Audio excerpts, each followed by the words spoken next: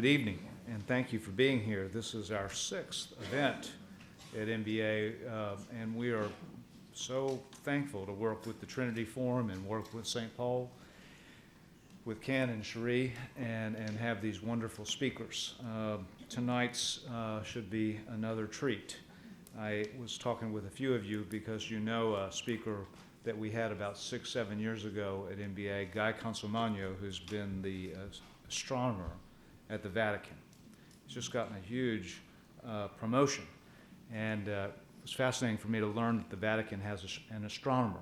It happened a long time ago when the Vatican got in trouble. They're very savvy, like our current Pope, in my opinion. Speaking about that, the news last week, I'd been traveling in China I got back today, and like a lot of people that travel like that, you stay up all night watching news, and I watched all the news with the Pope, I think, at 3 in the morning, and then I was watching NASA talk about Mars and water, so the ideas of science and religion were very much on my mind. As a famous Tennessean, John Templeton, who created a prize for science and religion. So I think this is a great topic this evening. And as I said, we're grateful for your presence. And I'm going to turn this over to Cherie now, who's in charge of the Trinity Forum. Please welcome Cherie.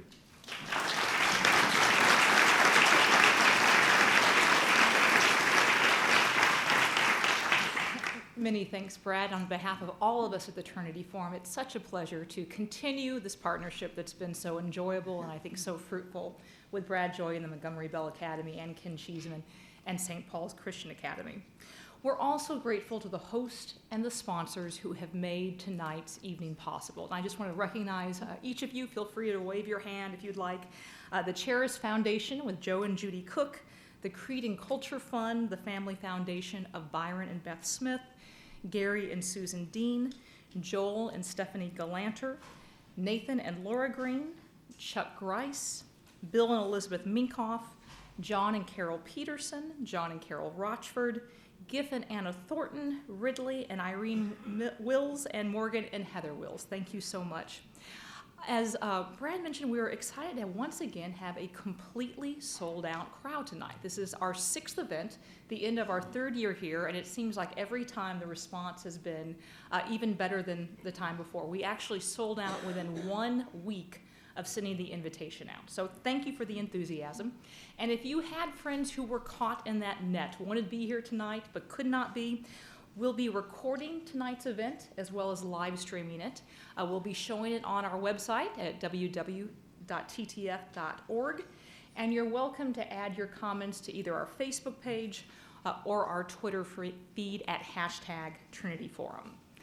For those of you who aren't familiar with the Trinity Forum, we work to provide a space and resources for the discussion of life's greatest questions in the context of faith. And we do that by providing readings and publications which draw upon classic works of literature and connect the timeless wisdom of the humanities with timely issues of the day, as well as sponsoring programs like this one tonight to connect leading thinkers with the thinking leaders of your community in engaging those big questions of life, and hopefully, ultimately, coming to better know the author of the answers. And certainly, one of the great questions is the proper relationship between the claims of science and those of faith. We live in an era where science and faith are widely considered, even assumed, to be in conflict. Religious claims to truth are often regarded as dubious, suspect, sometimes even threatening. Meanwhile, there are some people of faith who fear that scientific discovery is somehow undermining of spiritual truth and needs to be resisted or even rebutted rather than pursued. Still others claim that the realms of science and faith belong to completely non-intersecting spheres, each with interesting things to say, but with no connection to each other at all. This view, popularized by the late Stephen Jay Gould at Harvard University, held that science and theology are, in his words, non-overlapping magisterium that operate by different rules, address different issues, and speak different languages. But as our speaker tonight will address, there are intimations of powerful links between physics and metaphysics, the elegance of mathematics, and the mind behind the math. He'll make the case that God and science, mind and matter, do indeed mix, and the more we know of our cosmos, the more insight we have into both creation and the Creator. It is a provocative and fascinating claim, and there are few who can do it with the expertise, insight, scholarship, or winsomeness than our speaker tonight, Dr. John Lennox. Dr. Lennox is a professor of mathematics at the University of Oxford, an emeritus fellow in mathematics at the Philosophy of Science at Green Templeton College, also at Oxford. He's an associate fellow of the Said Business School, also at Oxford University, and teaches for the Oxford Strategic Leadership Program. In addition, he's an adjunct lecturer at Wycliffe Hall, at the Oxford Center for Christian Apologetics, and I am quite proud to say, a senior fellow of the Trinity Forum. His various and sundry degrees include both a master's and a doctorate in mathematics from the University of Cambridge in England, a master's in bioethics from the University of Surrey, a doctorate in philosophy from Oxford, and a doctor of science from the University of Cardiff for his research in mathematics. In addition to his many scholarly publications, which we won't get into tonight since they're in the higher field of mathematics, his many books on the interface between science, philosophy, and theology, many of which will be for sale afterwards, include God's Undertaker, Has Science Buried God, God and Stephen Hawking, as well as his latest book, Against the Flow. Not only is Dr. Lennox intellectually formidable, but he's also one of the most winsome, entertaining, and downright fun speakers one can imagine.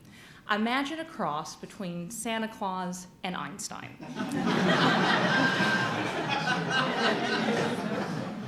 So it makes sense to end with a few fun facts about Dr. Lennox, who speaks, in addition to mathematics, Russian, French, German, and Spanish, is the only person to have bested the late and ever formidable Christopher Hitchens in debate, and by Hitchens' own admission, attended C.S. Lewis's last lecture, and is father to 3, grandfather to 5 or 6, as well as the proud uncle of Nashville resident and performing artist Kristen Getty and her husband Keith, who are here tonight. Dr. Lennox, welcome.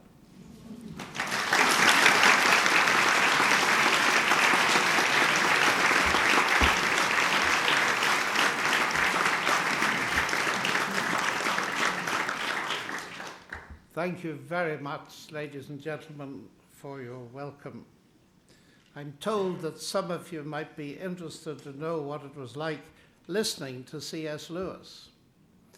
And I heard him give his last lectures. He was a big burly man, a bit bigger than me, and I used to sneak out from the Mathematics Institute across the road to listen to his final lectures on John Donne.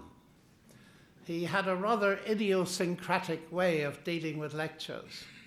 It was winter, it was very cold, and he burst through the double doors with his coat and scarf and hat on and started lecturing the moment he came through the door.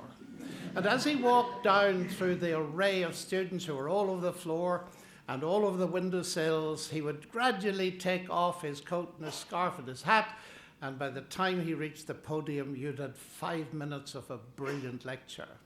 When he finished, he reversed the process. So he put on his hat and wound up his scarf and put on his coat, and the last words of the lecture were delivered as he hurtled through the doors, leaving absolutely no time for Q&A. C.S. Lewis has had a profound influence on my own thinking. I owe him a completely unrepayable debt. He and I share, in a sense, the same heritage. We're both from Northern Ireland. And when I arrived in Cambridge in 1962, I knew he was still alive. I had no idea he was so ill. And in one sense, he has been a mentor from a distance for me all of my life, because he was a humanities man who understood the nature of science, the philosophy of science, much better than most scientists. Now, I'm a bit of a mixture I was passionate, first of all, about languages at school. I wanted to be a classicist. I loved Latin, later learned some Greek. Then I wanted to be a modern linguist, and then I discovered I could learn languages. As a radio amateur, I could speak all around the world. So I changed my mind when my headmaster came to me and he said, "You might get into Cambridge, but only if you did mathematics." So I did mathematics. And ended up in Cambridge. But if you think about it, language is fascinating. It's on a large spectrum from natural languages through mathematics to computer languages. And there is a sense in which mathematics is the highest compressed language there is.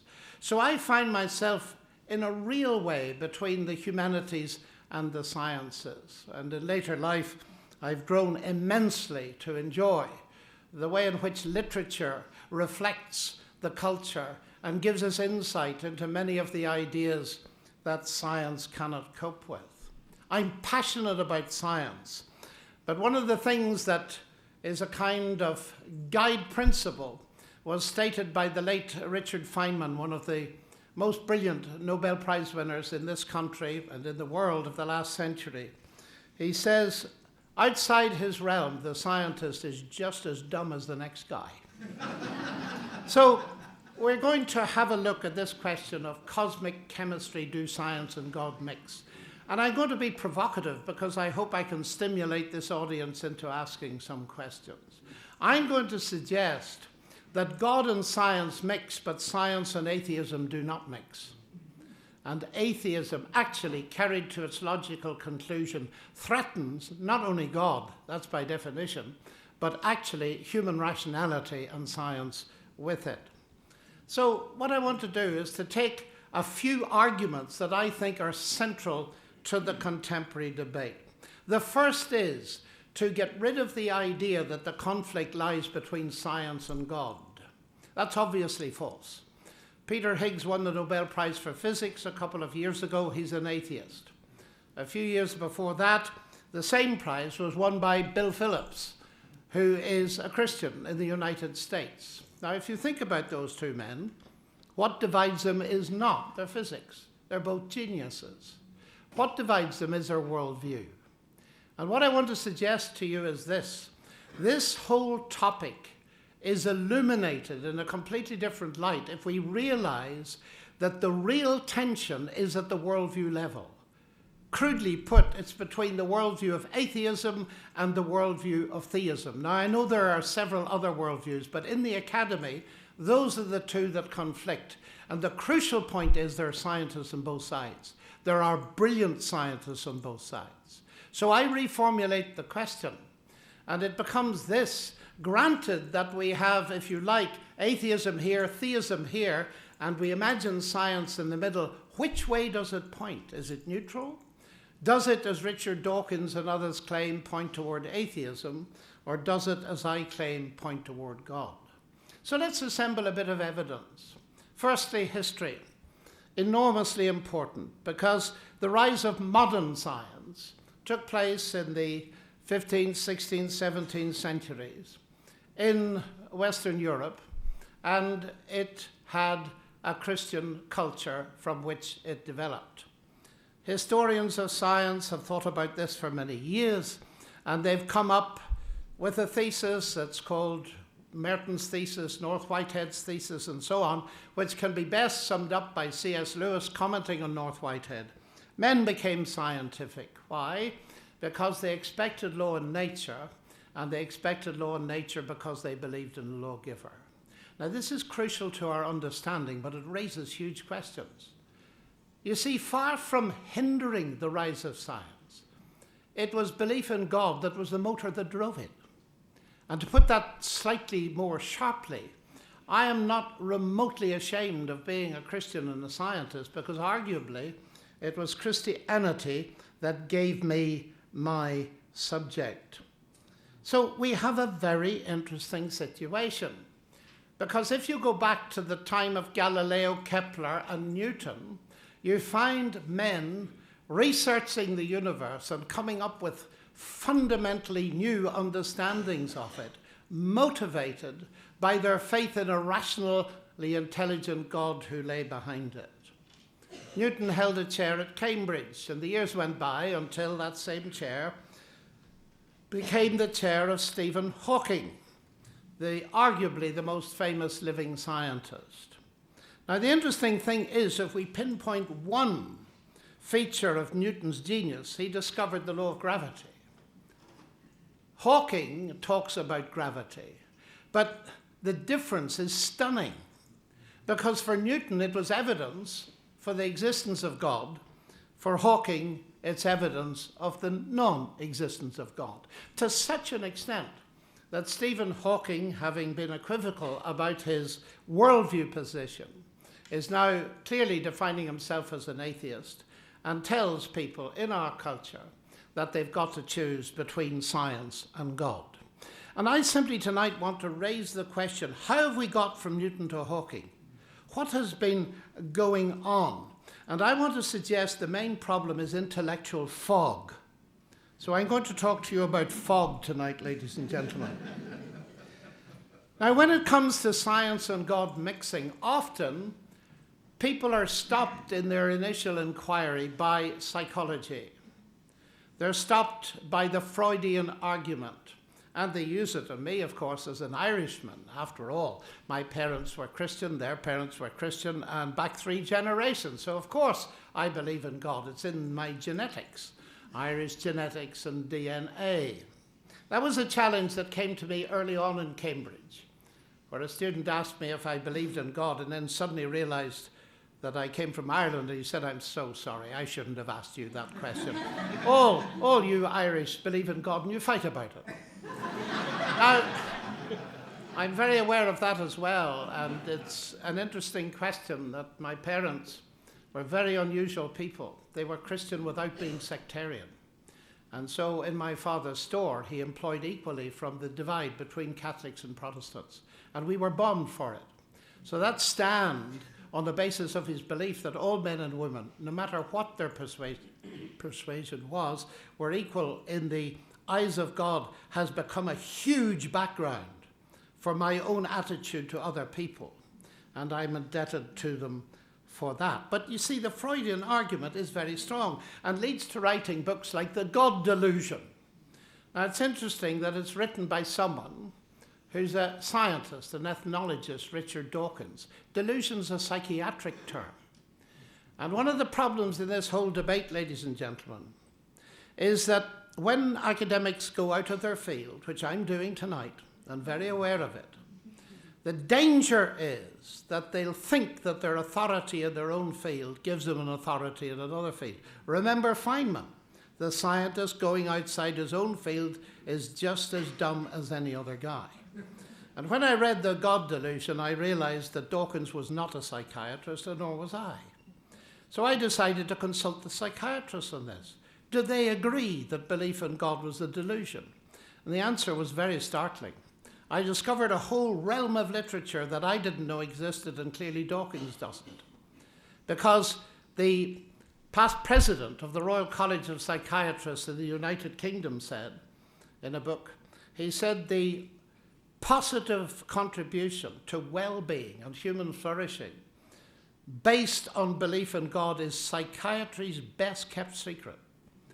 If, he adds, the results of a large series of meta-studies, that is, studies of studies in epidemiology, had gone in the opposite direction, and it was showed there was a negative correlation between belief in God and human behavior, it would have been on every front page of every newspaper in the world. But because it didn't, it has been concealed. I just want to say one more thing. Cherie referred to me being like Santa Claus. And this is something, of course, I have to take seriously, because when I was at the University of Wales, we were interviewing students as to why they'd come to the university. And one girl, she said, well, I looked at the brochure, there was this picture of a seminar, and there was someone just looking like Santa Claus, so I decided to come. It was me. And very often, the argument stops with this. Lennox, your faith in God is like your faith in Santa Claus. And I was having a public discussion in the Technical University in Delft in the Netherlands last year, and one the next night in Groningen, huge audience of several thousand, And in the first one, I was opposed by a physicist, and in the second, a sociologist. And they both referred to Santa Claus. And they said to me, look, this whole God talk is absurd in a scientific age. It's just like believing in Santa Claus. So I looked at the audience and I said, we can test this very easily. I said, ladies and gentlemen, tell me, which of you came to believe in Santa Claus as an adult? And there was a deafening silence. And then I said, did any of you come to believe in God as an adult? And many hands went up, so I turned to this man as gently as I could. I suggested that he shouldn't insult our intelligence. Some of the best minds in history have engaged themselves with the question of God. Virtually every major university, ancient university in the world is a Christian foundation. Oxford, Dominus illuminatio mea, the Lord is my illumination. The people, they were intellectual giants, and they didn't see any tension between the natural sciences and belief in God. A little sidelight, if you will forgive a personal anecdote. Stephen Hawking was asked what he thought of religion in the Times, and he gave a quip that religion was a fairy story for people afraid of the dark. And they very generously asked me to comment, so I did. And I suggested that atheism was a fairy story for people afraid of the light. Well, you shouldn't laugh, really, because it proves nothing. Because the point underlying it is well put by Manfred Lutz, one of Germany's leading psychiatrists, and he says, if there is no God, Freud gives you a brilliant argument that religion is wish fulfillment if there is no God. Of course, if there is a God, Freud gives you an equally brilliant argument that atheism is a delusion, the desire not to have to meet God and be accountable to him. And then he adds, and this is very important, on the substantive issue as to whether there's a God or not, Freud can't help you at all. So that's the first thing, the God delusion. But the second thing is related to it, how we conceive God. I thought for a very long time, why is it Stephen Hawking keeps pushing for choice between science and God? And then I suddenly realized it is partially to do with science, and we'll talk about that in a moment, but it has initially to do with his concept of God. You see, these days, many of my colleagues who are atheists, they put the God of the Bible into the same category as the Greek gods, the Babylonian gods, and the Assyrian gods. And if you analyze those gods, they have one thing in common, as the world expert on ancient religion, Werner Jaeger at Oxford, pointed out. He says the gods of the ancients are descended from the heavens and the earth. That is, they are produced by the primeval chaos. They have their theogonies, the genesis of the gods. And then he points out the vast difference. The God of the Bible created the heavens and the earth. So putting them in the same category is a fundamental mistake, but it's worse than that. Because if you think, say, of the God of lightning, the God of lightning will disappear very rapidly in a first-year course on atmospheric physics in any university. And you discover that you don't need the God of lightning. There is a scientific way of viewing this. And so the idea has grown up that the God that Christians and others believe in is a God of the gaps. Crudely put, I can't explain it, therefore God did it.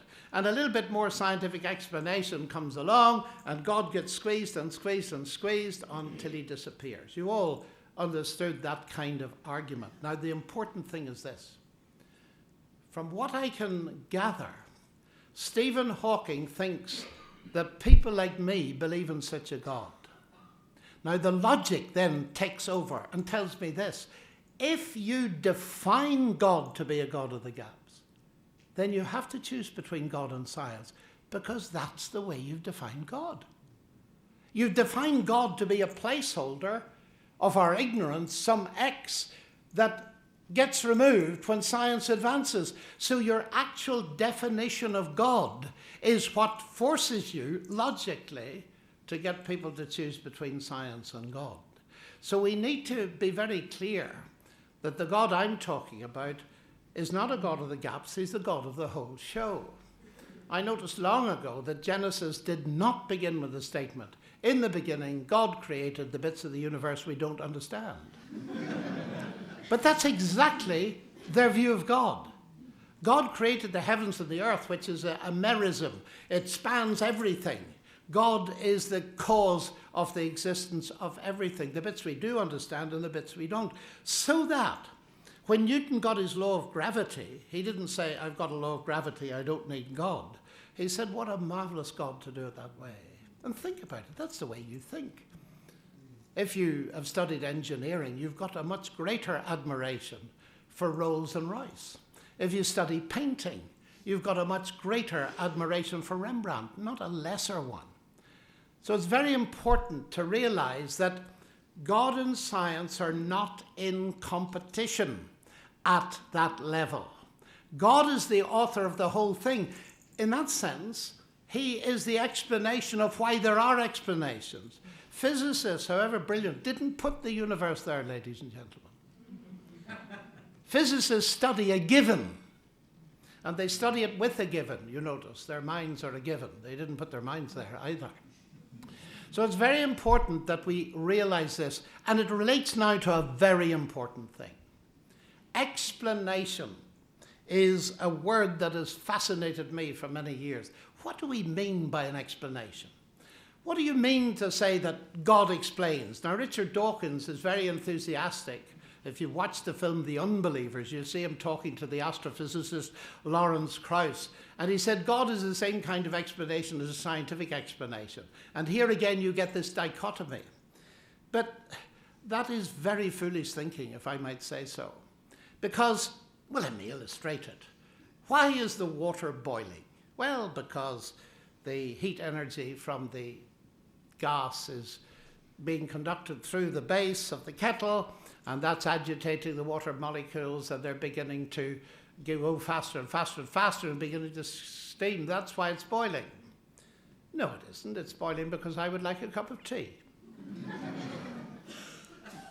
You would never dream that what I was saying was correct, that the scientific explanation is false, and the personal agency explanation is true. You instantly see that both explanations are true, but they're not in competition. Now let me say this very carefully. God is no more in competition with science as an explanation of the universe than Henry Ford is in competition with the law of internal combustion as an explanation for the motor car. They are different kinds of explanation. But the trouble is, many scientists today have got carried away with the success of science in technology, for example, that they think that science answers every question. Now, that view that science is the only way to truth is what many people call scientism.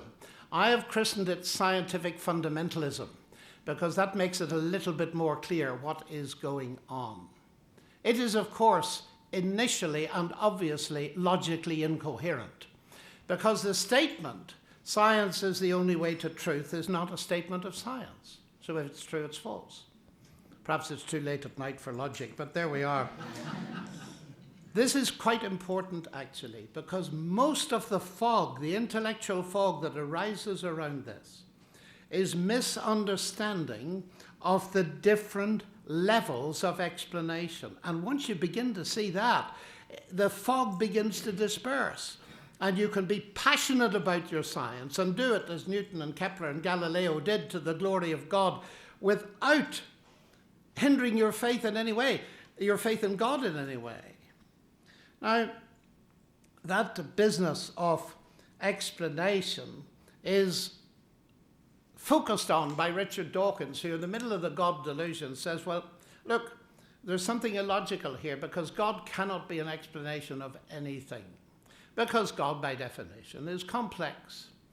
And he is more complex than the thing you're explaining. So he can't be an explanation. Well, that sounds very impressive until you apply it to Richard Dawkins. I pick up a book called The God Delusion, 400 pages or so. It's quite complex. So I ask about its origin. And somebody comes along and says, well, actually, this book was conceived in the infinitely more complex mind of Richard Dawkins. So, of course, I dismiss that because the explanation is more complex than the thing being explained. Now, we need to take this seriously because many of us have been fed at school and university with the idea that all explanation worthy of the name proceeds from the simple to the complex. A lot does. And that's what we call reductionist explanation, reducing things to simpler parts. But it signally fails when any linguistic structure is involved that carries meaning, like language. And I may come back to that just in a moment. The other thing that causes great fog is a confusion about the nature of faith. I'm frequently asked to give talks on science and faith. And I say to people, do you want me to talk about God? And they say, of course we do. Well, I said, where is it in the title? They said the word faith. Oh, you mean faith in God, do you? You don't mean faith in the rational intelligibility of the universe that every scientist must have. And what the atheists have done, have very cleverly smuggled an atheistic formulation of the problem into many Christians' minds. You see, faith is not, as the new atheists have redefined it, believing where you know there's no evidence and is a religious word. The problem with the word is we use it for two things. We talk about the Christian faith, so we shorten that to faith, or the Muslim faith, or the Jewish faith, and we reduce that to faith. But the problem is we're using a word that comes from the Latin fides, which means trust and loyalty and so on. And out in the culture, we all know that any faith worth talking about has to be evidence-based. If you don't believe me, think back to the financial crisis. We thought we could trust certain financial institutions. The markets froze. Why did they freeze? They froze because people lost confidence. There wasn't the faith there. There wasn't the base for it. And they only reopened again when confidence grew. That is what the ordinary person understands. And we fudge the whole issue if we force, and the atheists clap their hands. And I've got so many colleagues that they just cannot see. Well, let me tell you a story. I debated Peter Singer. You've probably heard of him, the Princeton professor who has very controversial and seriously dangerous views on bioethics in Sydney on the existence of God. And I told him what I've told you about my parents being Christian. And he stood up and he said, well, of course, there goes my main objection to any religion. People stay in the religion in which they grow up. And I thought, well, let's see what happens. So I got a chance to speak. And I said, Peter, I've been honest about where I come from. What about you? Were your parents atheists? Oh, yes, he said. Oh, I see, I said. You stayed in the faith in which you were brought up. Oh, but he said it isn't a faith. Oh, I said, Peter, I'm very sorry. I was under the impression you believed it. Now, this was stunning to the audience, and cyberspace went wild. One of the world's leading philosophers not admitting that his atheism, the flip side of which is his naturalism, is a belief system. That's where we've got to. And why does he not admit that? Because faith, this word, by definition, means believing where there's no evidence. And the late Christopher Hitchens, he got into ridiculous mode when he wrote, our beliefs are not a belief, our faith is not a faith. What they've done, you see, is replace the common cultural concepts, look at the dictionaries, of faith as trust, reliability, that only makes sense when it's based on evidence, to blind faith, and they cut off the word blind. So that all faith is blind. So they meet someone like me, and I am defined as a man of faith, which is an insult, because it means I believe where there's no evidence. Now, one of the very important things to clear up, of course, is, and I speak as a Christian, if I may, for a moment, that the Christian faith is solidly evidence-based.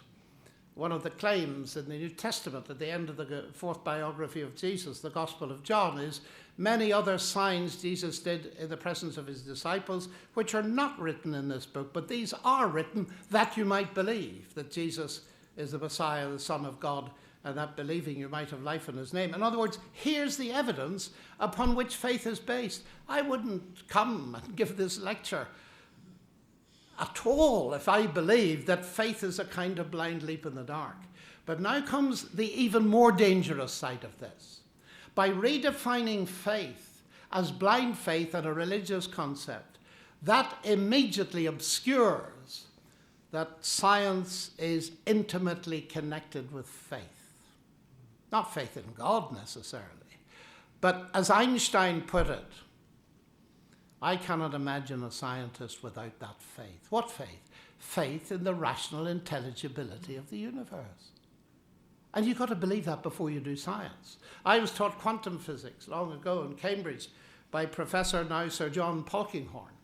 And in one of his books he points out, in fact he never tires of pointing out, that physics is powerless to explain its faith in the rational intelligibility of the universe for the simple reason that you can do no physics without starting at that point.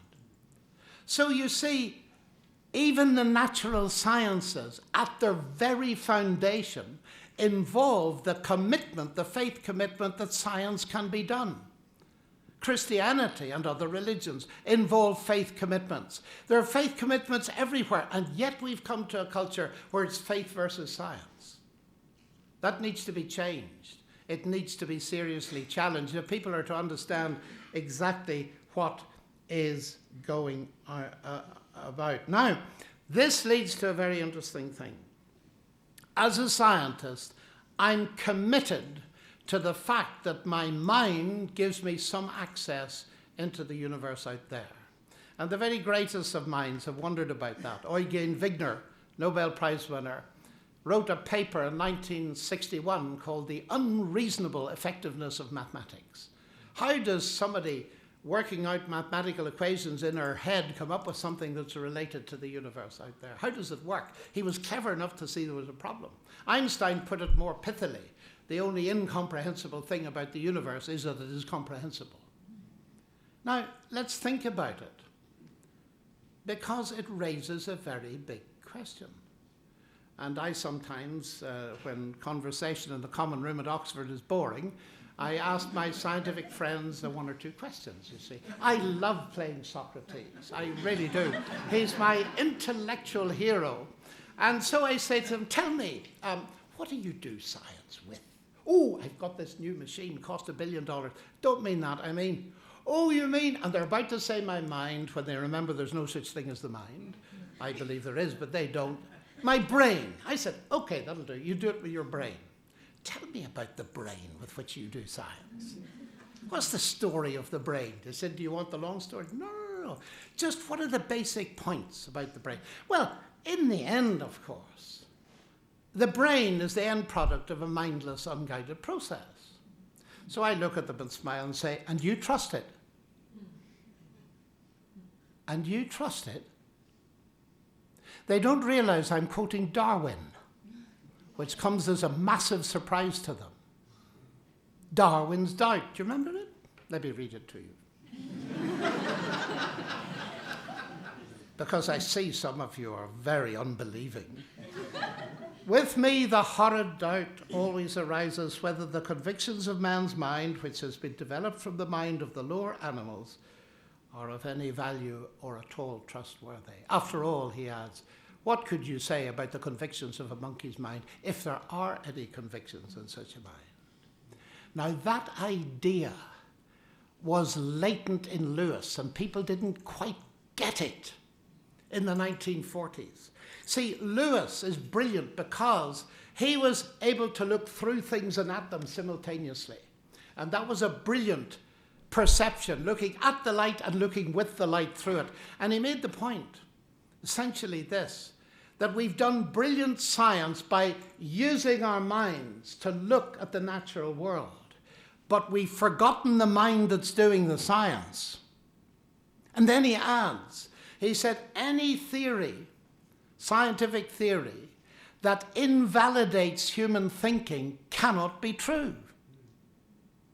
Now, the interesting thing is that has had a little bit of a history. Philosophers like the world-class philosopher Alvin Plantinga from Dame picked it up when he wrote the book Where the Problem Really Lies. But perhaps more interestingly, in the contemporary world, Thomas Nagel of New York, one of the leading philosophers in the world. Now, Nagel is an atheist.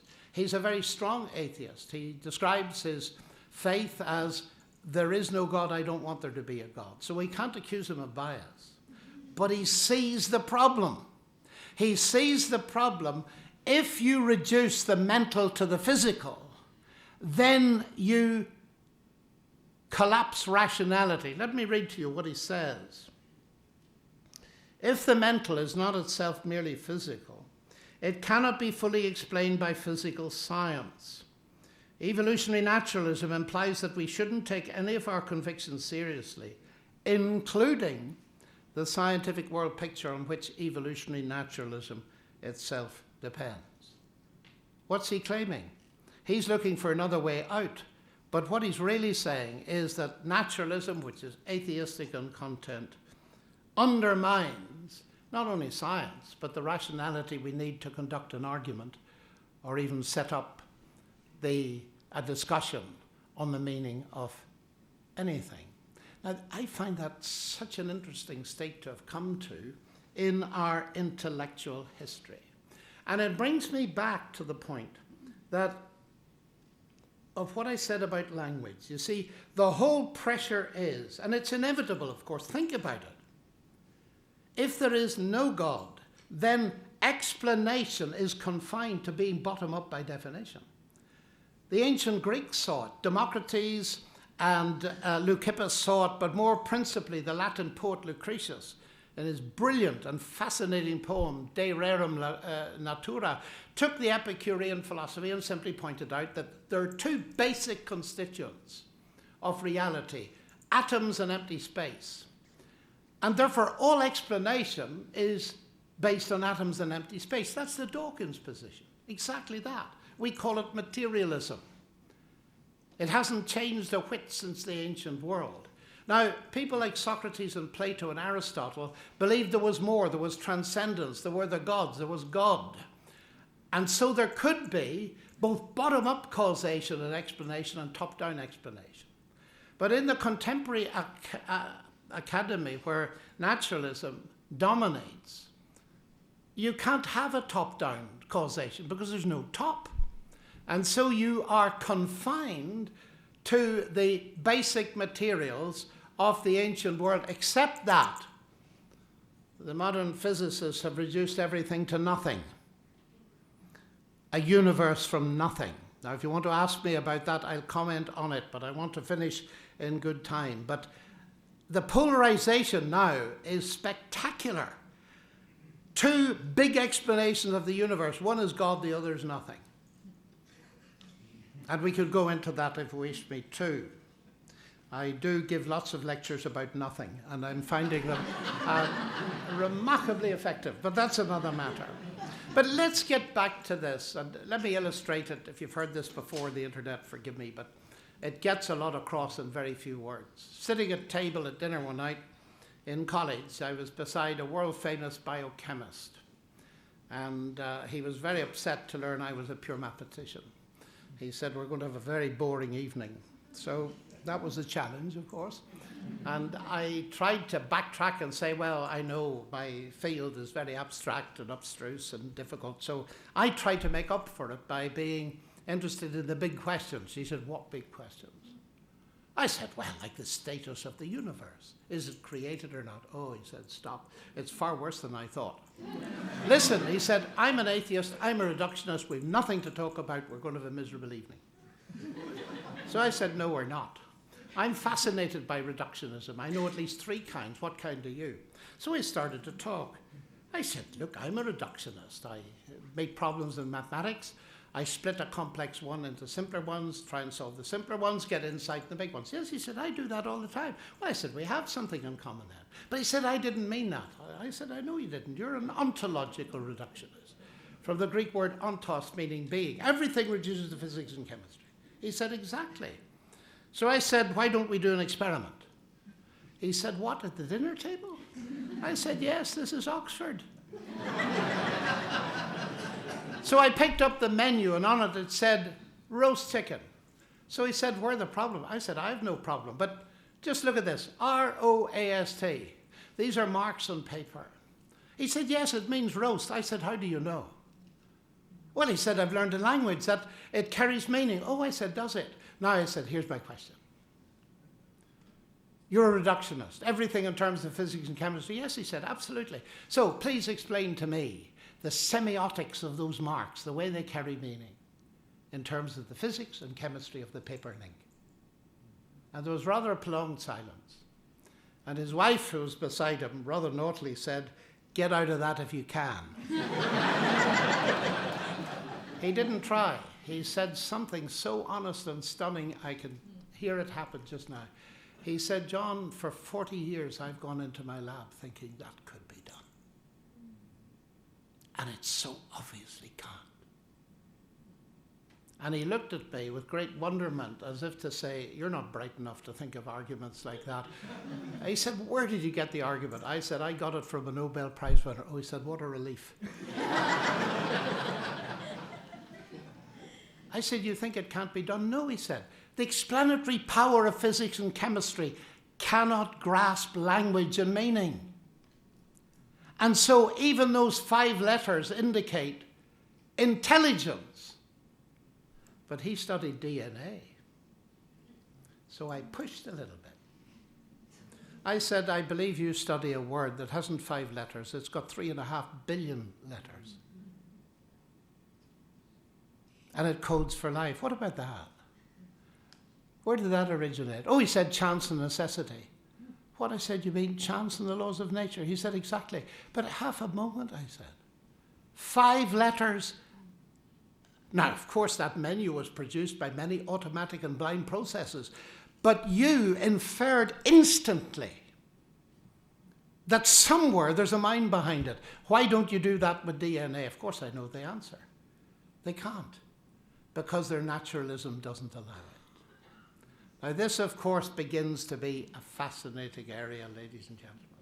You see, let me put it this way, as we come to a conclusion. Worldviews, 2 major worldviews. One starts with nothing, we'll leave that aside just for a moment, with mass and energy. And mind is derivative. And the idea of God is derivative because, of course, there isn't a God. But there's another worldview.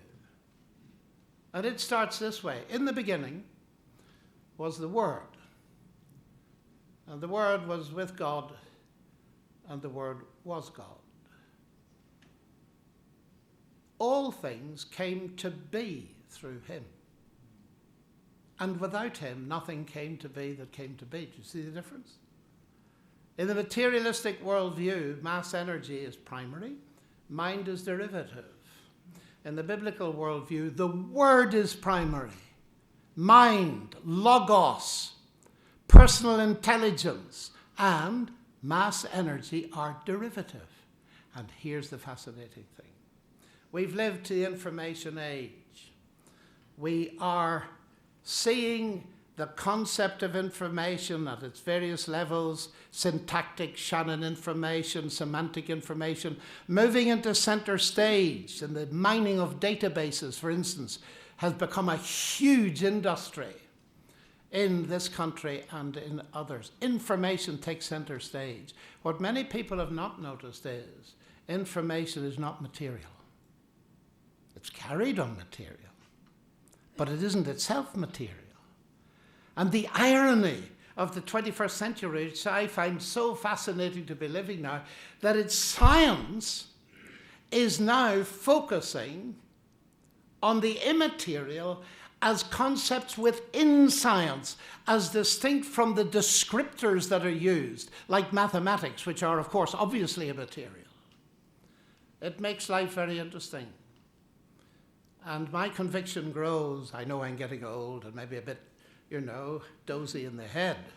But my conviction grows, ladies and gentlemen, that far from God and science not mixing, the most exciting kind of cosmic chemistry realizes that science is fascinating, Because the God that invented the atom, that invented space-time, that invented your mind, that stamped his image on your personality and therefore makes you of infinite value in this universe. Science and God do mix. The tragedy is, it may be, we live to see how atheism, being now from atheists themselves, raising the questions, that it destroys human rationality. It's quite painful to shoot yourself in the foot. It is fatal to shoot yourself in the brain. Thank you very much, ladies and gentlemen.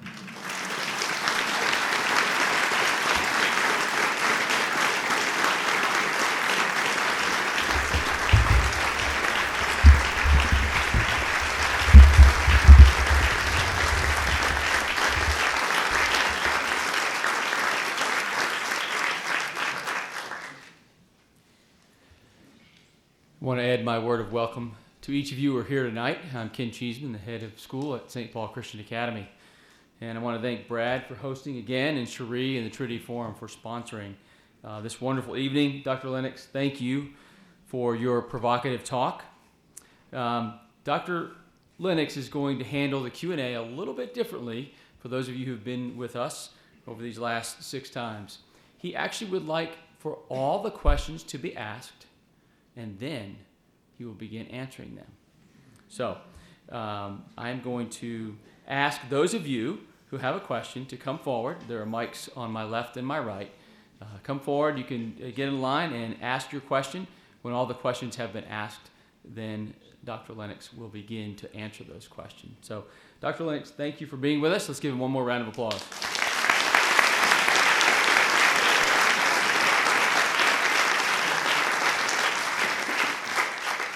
The idea is very simple, ladies and gentlemen. This is now a Q&A.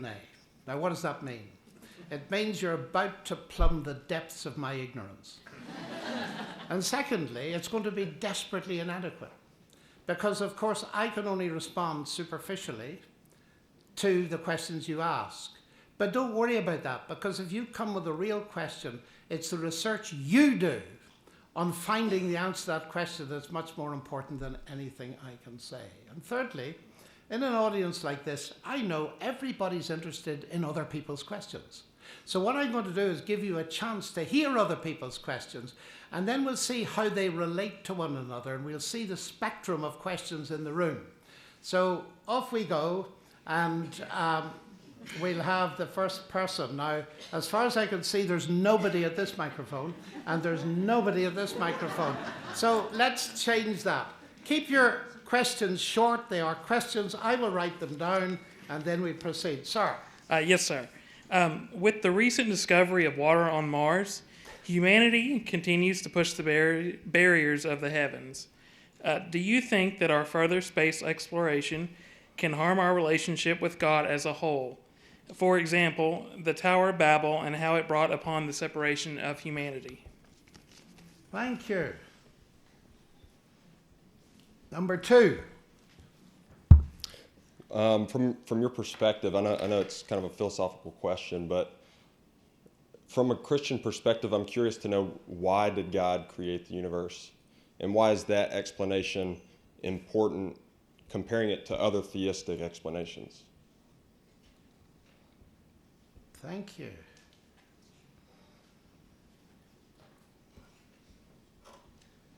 Okay, next one. First of all, thank you very much for a stimulating lecture. I'm interested in your discussion of the word explanation. Yes? And in particular, do you see a difference between the word explanation and the word description? And if you do, what is that difference, especially as it's used scientifically, or how we think about the description of scientific phenomena? Thank you very much. Number 4.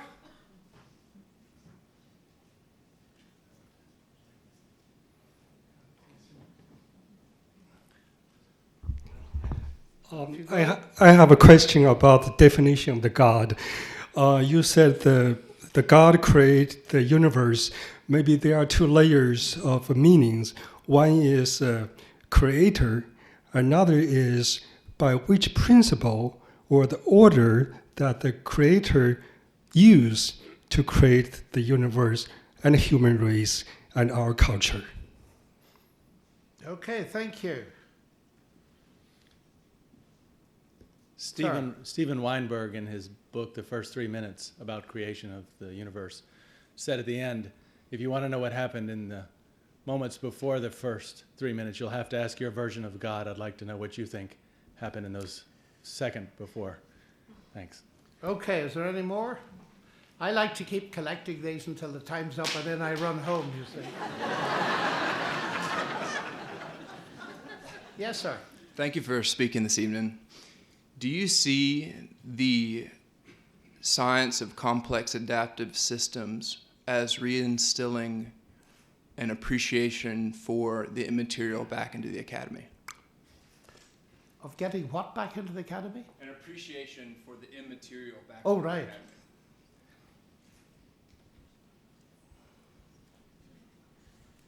academy. Okay.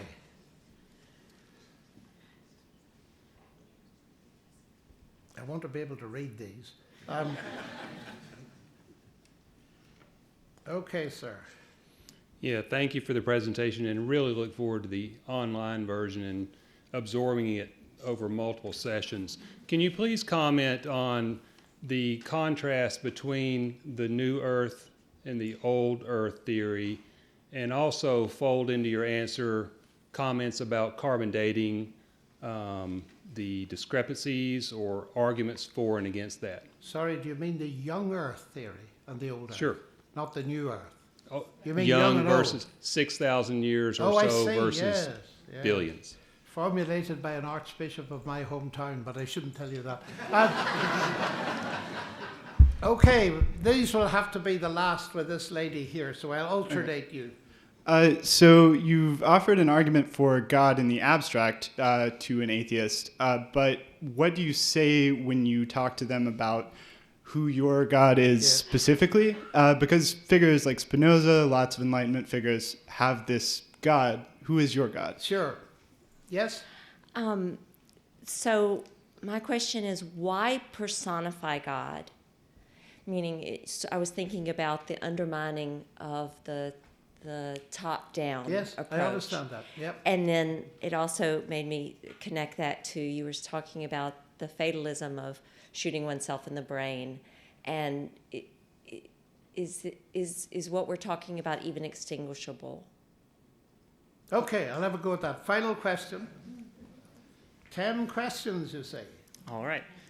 Thanks again for being here. I guess my question is, how do you know, with all of the minds that you come across at Oxford on a daily basis, how do you know at what point you are arguing against someone who does not have the ears to listen, or you're trying to come across with your viewpoint again with someone who just, you know is not going to accept everything that you're giving them? Does that make sense? Thank you. Yes.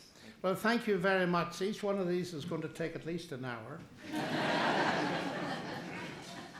So let's go as rapidly as possible. And forgive me, it's going to be unsatisfactory, and you're going to moan and complain afterwards. But let's have a little go anyway. Mars water that we saw this morning, the argument that it exists, is it going to affect our relationship with God? I doubt it very much. This universe is mysterious, it's wonderful, it's fascinating. And even if you think of planet Earth and its stability and its orbit, many of the planets are necessary for that. And if, you see, what has concerned me since childhood is whether the Christian faith is true or not. Does it give a coherent account, and does it correspond with reality in that sense? And therefore, I feel that God has revealed himself, and I believe that, and we could go into why I believe that, but to us on this planet, he hasn't told us everything about the universe. And that's quite deliberate. Indeed, the mandate for doing science appears on page 2 of the Bible. You remember the story. God told human beings to name animals. But the significance of that is lost on many people because taxonomy is the fundamental intellectual discipline. Every one of our fields that we've been trained in, taxonomy is central, giving names to things. And the interesting thing is that God, who gave names to 5 or so things, according to the Genesis account, says to humans, you go and do it. In other words, go and do science. And the first science is going to be the taxonomy of living creatures, is biology. And that gives us a wonderful mandate. So we are doing the same thing and exploring both the micro world and the macro world. And we're discovering fascinating things. But people jump far too rapidly to conclusions. Just because we may have found some water on Mars doesn't mean there's life on Mars. There isn't the faintest bit of evidence anywhere that water will produce life on its own. There are much deeper questions to be answered. So I wait with interest to see what they find out. I would quite like to go to Mars myself, but there we are. Some of you may wish I would. The reference you made to Babel is fascinating. And that's a huge subject because that's the biblical introduction to the concept of the intellectual, the smart city. And I take that very seriously because the whole Babylonian civilization has fascinated me for many years to such an extent I've just written a book about it. Against the Flow is a book about Daniel living in King's College, Babylon, and wrestling with the huge ideology of Babylon that produced the first skyscrapers and all this kind of thing. And you were saying it in a slightly negative way, which I understand, that Babylon was that great project that God came down to see and destroyed. And some people have thought, well, that's absurd. Is God against the city? Well, apparently not, because he's building one too, but that's another story. But the ideology of Babylon was the point. Let us make a name for ourselves, and let us build a city that will reach to the heavens. This reaching for the sky, both literally and metaphorically, is something that needs to be analysed very seriously. It's not that the construction is wrong, it's the motivation that lies behind it raises very big questions. And you can build exactly the same thing to the glory of God or to the glory of yourself. It's much more subtle than that. But I'm afraid I'm going to have to stop there and move on to the next one. Now, why did God create the universe? In one sense, there's no answer to that. We just don't know. Because we're asking about intention, we discover ourselves here. But perhaps we have a little analogy in our own experience. Why did you have children? It's an interesting question, isn't it? I remember holding my first child in my arms and saying, little girl, you're beautiful, but you could grow up to say no to me and reject me. Why have children? Well, you know why. Because we think the risk is worth having. God didn't have to create a universe. But the interesting thing is he not only created a universe, but he put beings in it that are part material, part spirit, human beings, that alone of all his creation are said to be made in his image. That's spectacularly important because it gives each man and woman an infinite dignity. Now, the reason some people give frivolously that God was lonely and he made a few human beings to talk to is absurd. God is big enough to have relationship within himself. That's what the Christian doctrine of the Trinity means. And it's profound. Of course it's profound. We don't even know what energy is and gravity is and so on. So it's not surprising we run up against difficulty here. We don't know what consciousness is. But there are at least indicators, I believe, in Scripture, that God is exceedingly complex and reveals himself to us in 3 persons. There's a relationship there. He wasn't hard up for a relationship. But the magnificent thing is that he creates creatures that are made in his rational image, but also in his moral image, that are capable of speaking to him. And that old creation story is worth thinking hard about. And God said, and God said, and God said. That sequence in the beginning of Genesis ends with a remarkable statement. Most people have never noticed it. And God said to them. Creation brought into being by God speaking. So we have an open system. not a closed system of cause and effect. This is raising huge questions and speaking right into the contemporary world. And God said to them, what an amazing thing that is. Biggest thing in my life, of course, is that capacity to a relationship with God who invented the universe. Couldn't get to know a better scientist than that. Well now, explanation. Do I see a difference between explanation and description? Yes, I do indeed. And it's difficult to define the contours of this, but it's actually very important. What I omitted to say is that let's take the law of gravity. Now, when I went to school, I got excited by the law of gravity, even more excited when I could teach students how to derive the elliptical motions of the planets from the equation for gravity, which has 8 symbols in it. But what I was not told at school is that the one thing the law of gravity does not explain is gravity. Nobody has an idea what gravity is. Now that comes as such a shock to many people. Newton realized it. Non fingo hypothesi. I don't make hypotheses. What he did was produce a description, a law mathematically formulated that enables you to make precise calculations of the way in which massive bodies relate to one another. And it's so accurate that you can land a person on the moon without using any of Einstein's corrections. So that difference is important, and I'm very grateful to you for flagging it up. And we need to ask, is this just describing? Is it just giving us not only a description, but a capacity to predict, or does it explain? And what happens within science, forget any other metaphysical level, within science, explanation is often very, very limited indeed. And that might make us a little bit more humble when it comes to saying science explains. At what level? Are you doing description, or are you doing the explanation, and in what terms, and so on and so forth? It's a huge topic, and we're only scraping the top of it. Now, the question of God as creator, 2 levels of meaning, and if God is the creator, what principle did he use in creating? I just don't know. I just don't know. All I can see is that what is revealed to us and what we can discover is that the standard model gets us back, even if we believe in multiverses, and that's another question, to an absolute singularity. There's a beginning.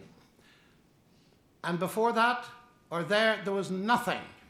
So it's actual astrophysics that creates the contemporary attempts to solve Leibniz's question, why is there something rather than nothing? Now, the Christian answer is clear. The reason there's something, a universe, rather than nothing, is that God caused it to be. Nothing physical caused it to be. God caused it to be. And God is spirit. How that happened, we haven't a notion. I'm hoping one day that God will show it to us, but that the first few thousand years in heaven will be required to do that. But it seems to me to be very important simply to try and understand what is being said. But now, if you go to the other side, the atheist side, they have no cause because there's no material, there's no space-time, there's nothing. So they're faced with a huge dilemma. And what do they do with it? Well, they cleverly redefine nothing. It's utterly fascinating. Have you seen the book A Universe from Nothing by Lawrence Krauss? If you look at about page 3, you get this. Now, just listen to this for logic and see what you would do with this. Because something is physical, nothing must be physical, especially if you define it as the absence of something. What? Because something is physical, nothing must be physical, especially if you define it as the absence of something. Do you know what that is? Nonsense. Listen to Hawking. Now, I was just behind Hawking at Cambridge, and he's light years ahead of me as a physicist. But I must confess to being staggered when I read his explanation for removing God on the basis of gravity. Listen to it. It's the heart of the book, The Grand Design. Because there is a law of gravity, the universe can and will create itself from nothing. Pardon? Because there is something, a law of gravity, the universe will create itself from nothing. That's a flat contradiction. Secondly, because there is a law of gravity. He doesn't say because gravity exists. And now that opens a can of intellectual worms that are big and greedy and juicy. This idea that laws will create a universe, where did that come from? I once had a little discussion with Peter Atkins, who's a world-famous professor of physical chemistry and a noted atheist. I said to him, Peter, what do you think created the universe? And he said mathematics. And I was so caught off guard that I rather rudely laughed. And he was quite annoyed, and he said, what are you laughing at? Well, I said, Peter, I'm sorry, I am a mathematician, and that must be the silliest thing I've ever heard in my life. He said, why is it silly? Well, I said, let me put it to you simply. 1 + 1 = 2. Did that ever put $2 in your pocket? Perhaps we oughtn't to laugh. Do you know what caused the financial crisis? Partly. Some people believed that mathematics could create money. It's called creative accounting, isn't it? It is fascinating how this idea has grown up that laws, but Lewis pointed it out again that 1 + 1 = 2. But if you want to get £2 or $2, you'll first of all have to get $1 plus $1 to get $2. It's so elementary, yet some of the cleverest minds of the world can't see it. They think that laws, Newton's laws of motion, never moved a baseball in the history of the universe. It's people with bats do that, and hands, have you noticed? And the irony is that Hawking's example of a law, the first one in his book, is the sun rises in the east and sets in the west. That doesn't create the sun or the east or the west, does it? It's a description. It's a good law. So that's the second level of problem in this statement, but there's a third one. It's far worse. Here it goes. The universe can create itself. Well, now, if I say to you, if X creates Y, what does that mean? Well, roughly, if you've got X, you'll get Y.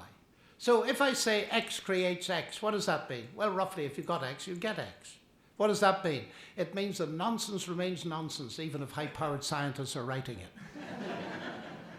It is absurd. Now, I stand back from this. I'm not a theoretical physicist, but I'm interested in logic. And when I see some of these people who in their own field are very bright, talking sheer nonsense in order to get rid of God, well, you can forgive me for thinking that something is going desperately wrong in the way in which they are formulating this. Now, Stephen Weinberg, said, ask God if you believe in him. Weinberg didn't. In fact, Weinberg, Nobel Prize winner, wants to rid the world of religion, as he said in La Jolla a few years ago. And, I mean, there is a sense in which there's truth in that. He's admitting that science has its limits. And that's the point I'd like to use this question to make, that science cannot answer every question. Now, the great scientists have all seen that. Einstein said that you can talk about the ethical foundations of science, but you can't talk about the scientific foundations of ethics. And Sir Peter Medawar, also a Nobel Prize winner, said that science, its limits are obvious. It can't answer the simple questions of a child. What's the meaning of life? Where am I from? Where am I going to? In this contemporary world where scientism is the rage, science is dominant, we need to reflect that if science is the only way to truth, in this college, half the faculties would have to close tomorrow. You'd have no literature, no history, no art, and so on. It's just absurd. But it's a pressure that people come rather foolishly to believe.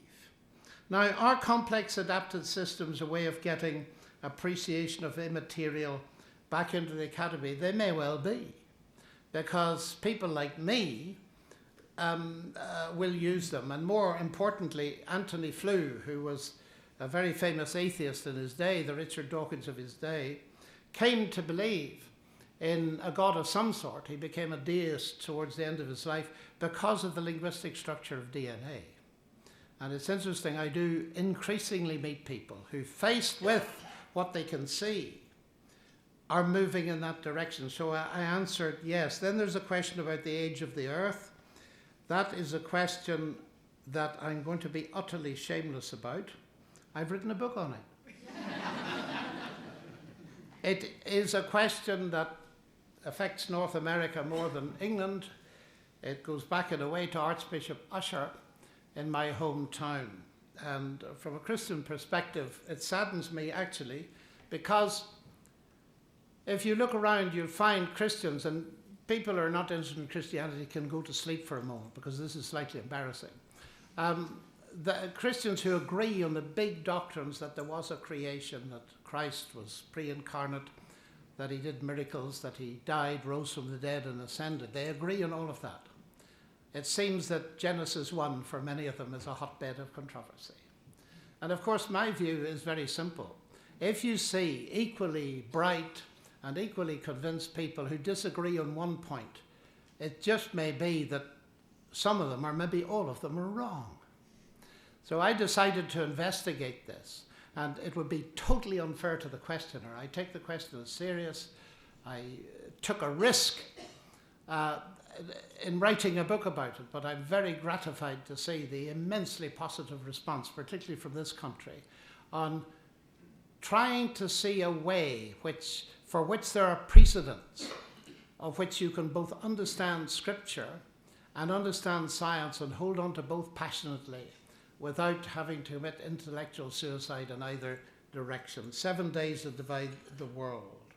Now, the final thing, I'll have to stop now, and I'll have to deal with just one more question because we're running out of time. I do apologize to the two I'm going to miss out.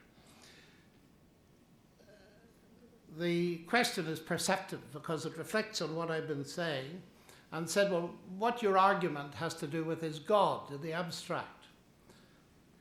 But you seem to believe in the Christian God. How do you make that step? And it is a step. The question is totally valid. That most of the arguments I've used tonight would be common to monotheists. And they write letters to me from all branches of things. But I do happen to be a Christian. It's a question of evidence, ladies and gentlemen, again. At the level of science pointing to the existence of God and intelligence behind the universe, it's a question of evidence. It's not a question of mathematical proof. That's important for a mathematician to state because we're confused about proof because we use it in two ways. We use it in mathematics, starting with axioms, this logic produces those results. That kind of rigorous proof you only get in pure mathematics. You get nowhere else, no natural science, and not in ordinary life. The legal profession talks about beyond reasonable doubt. They use proof in the informal sense, that the evidence is sufficiently strong. And in personal things too. I have a wife, I've been married to the same one for 47 years, but I couldn't prove to you mathematically that she loves me. But I'd stake my life on it. That's the point. The fact that it's just pointers and evidence doesn't mean it can't be strong. So to face the question, which is in a way a personal question, and if you allow me, I'll give a personal answer. The first I learned about Christianity was through my parents. I saw it lived. I saw it was real to them. And then I discovered that they were stimulating me intellectually. They weren't confining me narrowly. It was only much later that I discovered that there were narrow-minded religious people. That wouldn't have entered my head as a young person because Christianity is so open and so encouraging of human flourishing and all the rest of it. And of course, I read a lot of this stuff when I was 12 or 13 and had begun to integrate these things in my mind long before university. But what happened at university when that student, as I said to you, said, oh, you Irish all believe in God and you fight about it? That changed my life. And it changed my life in this way. I decided, look, you've now got a unique opportunity to meet people that are not from your worldview. I mean, in Ireland, you know, you meet atheists, but they're usually either Protestant atheists or Catholic atheists. You know that kind. But you met the real thing there. So on week one, I deliberately sought out someone who didn't share my worldview. I've been doing it ever since, ladies and gentlemen. I learned German. I went to Germany. That opened up the Iron Curtain. And for nearly 20 years, I spent quite a few weeks each year in countries where German was the main language, particularly, or where I could use it, particularly the German Democratic Republic, because I wanted to see what atheism did to a culture. And then when the wall fell, and I helped to knock it down, but that's another story, I started going to Russia, Siberia, the Academy of Sciences, debating these things. Why? Because I wanted to be sure. Now, of course, you can ask questions at two levels. Level one is this. What does the history tell us? Well, here's the claim. I have friends in most religions. My Muslim friends do not believe that Jesus died. My Jewish friends believe he died but didn't rise. I believe he both died and rose. Those three views are mutually exclusive historically. So how do you get at them? By looking at history. And we're all open to study them from our own perspective and answer the question. But then there's another thing.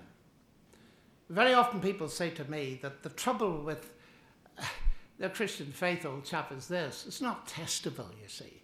If you're doing inductive science, you do experiments and you get test results. It's not testable.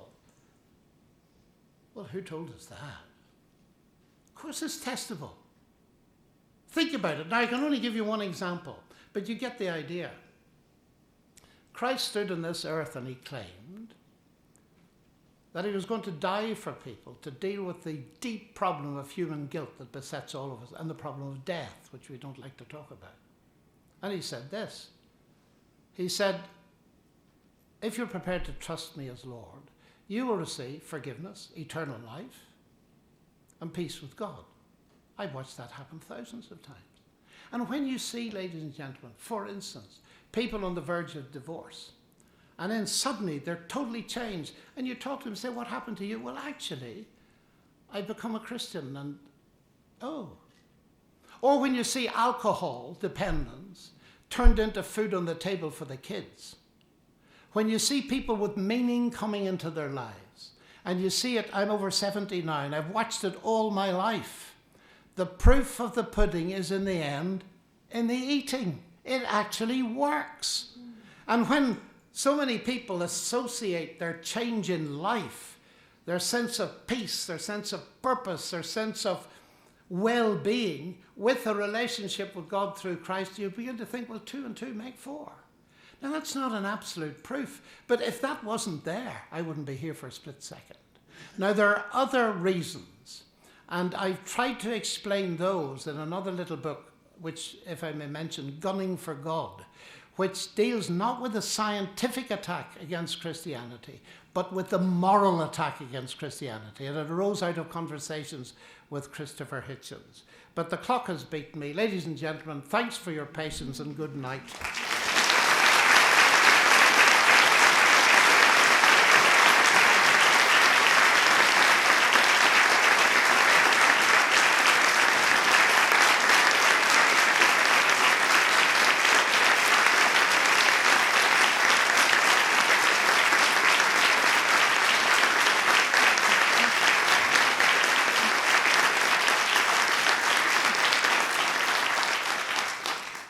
Thank you, John. That is a lot to think about. If you'd like to talk further with Dr. Lennox, he will be available right outside just after tonight's event. Some of his books will be for sale, and he will be signing them, so I would commend that to you. I'd also like to simply invite you to turn your mind from the contemplation of the vast mysteries of the cosmos and metaphysical meaning to the small brochure on your armrest, which is an invitation to join the Trinity Forum Society. We hope that you will avail yourself of this invitation. As you can tell, all of us, our partners, we're trying to do something fairly unique here, which is in a divisive, polarized, distracted time with deeply divisive politics, a trivialized entertainment culture, we're trying to provide a forum for engagement with the biggest questions of life in a way that is both intellectually rigorous as well as warmly hospitable. We're thrilled that you've joined us tonight, and we hope that you'll join the society as well. Of course, there are benefits to doing so. Some of the benefits include receiving our quarterly readings, where we try to take a piece of classic or contemporary literature or letters explain why it's relevant, add discussion questions in the back, so it's essentially a book club in a bag, as well as invitations to other events like this, our daily curated reading feed, and the like. So we would invite you to join us in that, and we'd also love to invite you to join us here in future conversations. Brad mentioned that we first launched this initiative around 3 years ago with hearing from Lincoln historian Ron White, and since then we've heard from sociologist Oz Guinness, poet and former National Endowment for the Arts chairman Dana Gioia, J.R.R. Tolkien scholar, the very energetic Joe LeConte. And this year we have focused on two of the biggest areas for questions: church and state, with ethicist and Augustine scholar Eric Gregory, and tonight, science and faith. We've been delighted to have a full house every time, so mark your calendars now for our next event, which will be March 31st here in this very place, featuring visual artist Mako Fujimura. If you haven't heard of Mako Fujimura, you are in for a treat. He is an internationally renowned artist in a different discipline called Nihonga, which is an ancient, traditional Japanese form of artistry. He's a former member of the National Council on the Arts, a close friend of Dana Gioia's. I actually first became acquainted with Mako and his works when, as a NEH staffer, I wandered into Dana's office, saw this ginormous, utterly beautiful painting there, hanging right over his desk, pride of place, and said, "Tell me about him." So on March 31st, Mako will be here to talk about some of his work called culture care and what it means to live in and to foster a cultural ecosystem that contributes to human flourishing. So we hope you'll join us for that. And if you would like to be involved as a host or sponsor, we would certainly invite you to do so. Simply talk to me, Brad, Ken, Byron Smith. We'd love to help make that possible. Finally, I think it's only appropriate to end with thanks, and certainly there are many people to thank. Just running through our sponsors again real quickly: Joe and Judy Cook, Gary and Susan Dean, Joel and Stephanie Galanter, Nathan and Laura Green, Chuck Grice, Bill and Elizabeth Minkoff, John and Carol Peterson, John and Carol Rochford, Giff and Anna Thornton, Morgan, Heather Ridley, and Irene Wills. And last and greatest thanks to Byron Smith, our visionary, who not only helped conceptualize, but at every step of the way has made this possible through his own ingenuity, creativity, and amazing capacity for hard work. So thank you, Byron. Also want to just thank again our partners. Been so privileged and honored to work with Brad and MBA and Ken and St. Paul's. And finally, the people who have helped make tonight happen. From St. Paul, Parker Page, Kristen Jones, Lauren Zook, Nancy Crowell, thank you for your volunteer efforts. And from MBA, Langan Coleman and Jennifer Howell. Finally, I'd like to thank my own colleagues, Margaret Eberly, our Director of Events, who put a huge amount of work into making tonight's event happen, as well as Colleen O'Malley, our brand new Director of Development and Advancement, who is here tonight. Finally, thank you very much, Dr. John Lennox. Thank you and good night.